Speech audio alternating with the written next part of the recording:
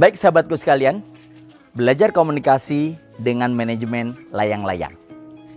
Ketika yang pertama tadi kita belajar tentang bagaimana layang-layang bisa terbang karena seimbang, maka sekarang layang-layang bisa terbang karena ada tali yang benar-benar mampu menahan keseimbangan itu sehingga tetap naik dengan keren.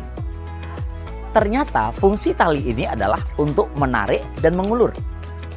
Ada sesuatu yang luar biasa.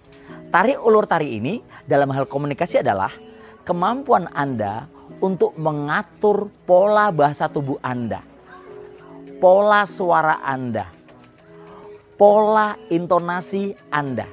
Itu tarik ulur. Jadi kalau monoton, coba bayangkan layang-layang ditarik terus, itu juga nggak bagus. Diulur terus juga nggak bagus. Tapi ketika layang-layang ini benar-benar diatur, ada saatnya ditarik sehingga naik, ada saatnya diulur, bahkan ada saatnya untuk menghindari sesuatu yang menghambat dengan cara cerdas menarik dan mengulur. Coba Anda perhatikan baik-baik. Tarik ulur ini saya bahasakan di 3 hal. Anda sebagai seorang pembicara, sebagai seorang guru, sebagai komunikator, maka Anda harus memahami ternyata langkah pertama Anda masuk harus benar-benar masuk yang semangat. Itu adalah menarik. Nah, semangat itu menarik.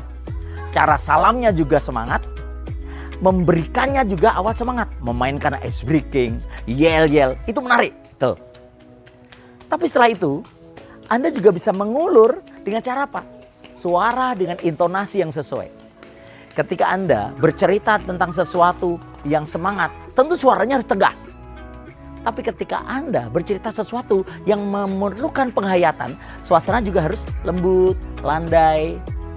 Dan ini penting. Seorang komunikator yang hebat, dia harus mampu menguasai 3 hal. Yang pertama, suaranya harus bulat. Yang kedua, mampu berjeda dalam menyampaikannya. Dan yang terakhir, jelas, bulat, jeda, jelas. Tarik ulurnya di situ. Kalau Anda berbicara vokal A jelas. B jelas. Jadi kejelasan Anda dalam memainkan vokal itu berpengaruh pada pemahaman. Tapi kalau Anda tidak jelas, itu bisa berbahaya pada pemahaman. Jadi begini sahabatku. Ketika Anda benar-benar mempelajari berbicara bulat, contohnya gini, bola itu jelas, bulat dan jelas, bola.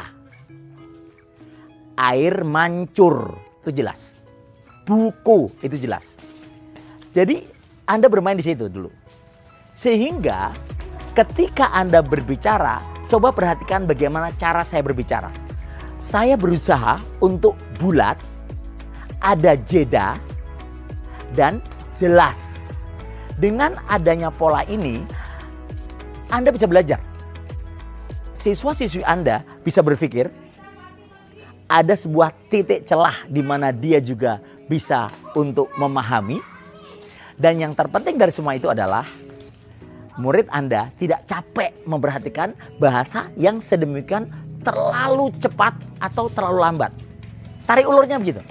Contoh, ketika saya berbicara tentang contoh Jenderal Sudirman misalnya. Jenderal Sudirman adalah seorang jenderal yang luar biasa. Dia adalah seorang guru. Namun dia juga punya semangat yang luar biasa. Dan semangatnya ini menular pada tentara yang dipimpinnya. Sudirman tidak pernah meninggalkan sholat. Sudirman tidak pernah meninggalkan tanggung jawab. Coba perhatikan baik-baik, ketika Sudirman berusaha untuk melakukan yang terbaik, maka akan menular hal ini kepada orang-orang yang dipimpinnya untuk menjadi lebih baik. Nah, itu contoh, ada jeda, ada tarik ulur. Jadi kita belajar layang-layang dengan cara ada tarik ulurnya. Ada maju, ada mundurnya.